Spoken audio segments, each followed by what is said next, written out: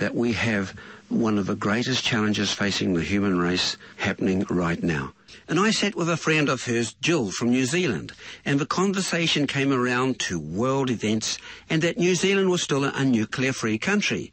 And she then mentioned the radiation cloud that was first noticed off the Australian coast of Caloundra back in early January of this year, and that another one was measured over Dunedin, New Zealand, following that, it being perceived that this was one and the same radiation cloud.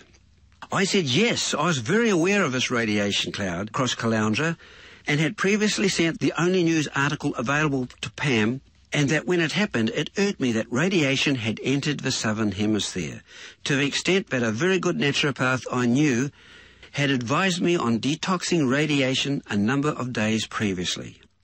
She then said that she actually lived opposite the guy in Caloundra who first raised the alarm when his Geiger counter spiked up to 8 microsieverts back on the 8th of January in 2012. I immediately said yes, I wanted to talk to him, and the next day visited Peter Daly, an IT specialist who was adept at computers and monitoring certain technologies.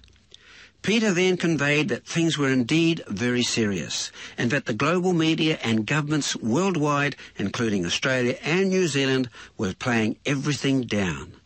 They have been censoring a huge percentage about Fukushima radiation contamination.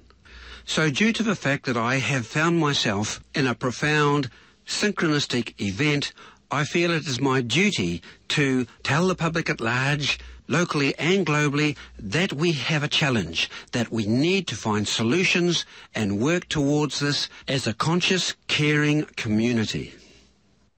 On the phone from Caloundra, on the Sunshine Coast, I have Peter Daly, who is a specialist in computers but also has an interest in taking Geiger counter readings of what is in the atmosphere. On the 8th of January of this year, he measured a radiation spike on his Geiger counter that sent alarm bells in his reality. And this radiation is said to be as a result of Fukushima radiation from Japan being able to cross the equatorial region from the northern hemisphere and into the southern hemisphere. What is of concern to us here in New Zealand is that this radiation cloud then carried on across the Tasman Sea, crossing the South Island and being picked up by Geiger counters in Dunedin. And that other than the alternative press covering it, it was ignored and it was censored by mainstream media. So this is very, very potent, Peter, and I wish to say kia ora and thank you for coming onto the radio today. Thank you, Tim, for inviting me onto this show to talk. Peter, can you explain to the audience in your own words what happened back on that day in January? Well, it was a very hot, windy day. The wind was coming from the northeast. The evening around 6:30, I was down the back end of the house, and I wandered up and walked into the computer room, and Linda was sitting there, and she was complaining. She says, look, there's an alarm going off. Would you turn that alarm off? And I was thinking, what alarm's that? And then I realised it was a Geiger counter. It was sitting on the bench, and the alarm was going off, which pretty well shocked me, and had been obviously going off for a while. I picked it up and started to look at it, and it peaked at 0.8 microsieverts per hour, which is 8 times our normal background here. Now, the interesting thing, it could have gone a lot higher than that, but I only reported what I saw, because a Geiger counter is data logging mode and records every 10 minutes. So you have to get a visual viewing to see the peaks that may be coming through that the data logging will miss. I see. And what happened then? Well, then actually I started to ring all my friends and tell them that there's a radioactive cloud coming through and they should actually go inside and shut the windows. This really totally surprised me. I actually had bought a Geiger counter because I realised the Fukushima nuclear disaster was much worse than we were being told. And I felt from the evidence that I've been looking at on the internet coming through 2011 that a lot of radioactivity had spread through the northern hemisphere. Now, I'm in the IT business and I get equipment from all over the world, so I bought the Geiger counter to test all the boxes coming through. I envisaged that sometime after 12 months we may be able to detect some radioactivity leaking through for the northern hemisphere, and that was the other reason I bought the Geiger counter. But January was about 3 months earlier than I expected it, so it was a real shock to me. As a continuation of this, Peter, what other action did you take? Well, eventually I contacted a local newspaper, and they actually did a story on it in what's called the Sunshine Coast Daily, which is our local paper, and took some pictures and wrote up about the radioactive cloud that I detected. Now, the cloud peaked at 0.8 microsieverts per hour, but the entire cloud lasted for about 3 hours and passing over. We actually contacted the Nuclear Regulatory Organisation here, or I should say the paper did, and spoke to them, and as usual they said it was harmless and nothing to worry about. They also said that they felt it was caused by possibly a rain event, or equally it could be caused by some local hospital or something releasing radiation. Well, interestingly enough, I had taken wind directions on the day, and I'm pretty close to the Pacific Ocean, so if it was a hospital, it would have had been in the Pacific Ocean.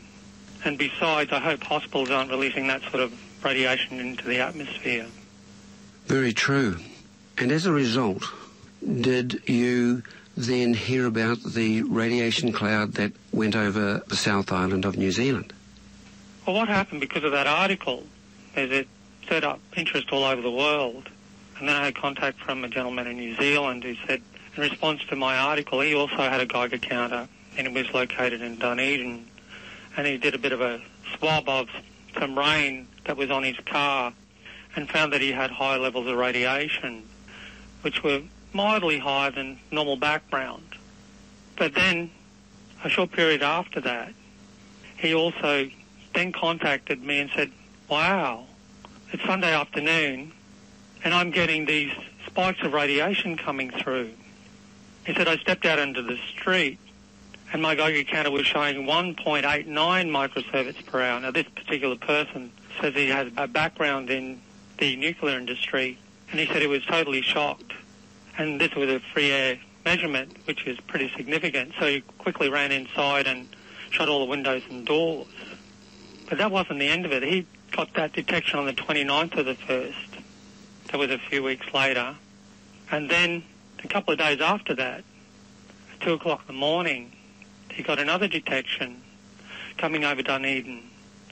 And his visual observation on that was that it went up to 4.5 microsieverts per hour, which really shocked us because, as far as we were concerned, New Zealand was one of the safest places on the planet if you had a nuclear disaster.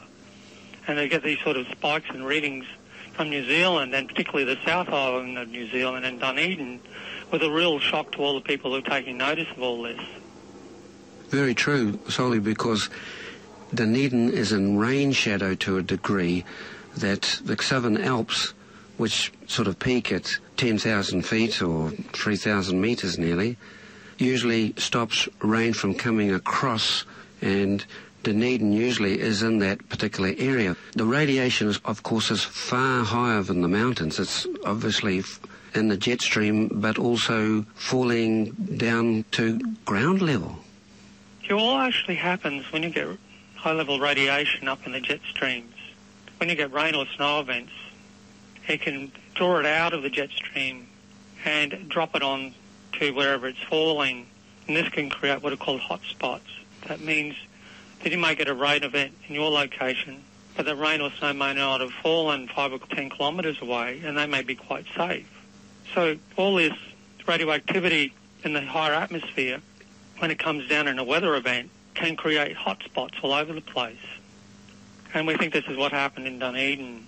That rain event actually dropped some of that radioactivity onto the environment.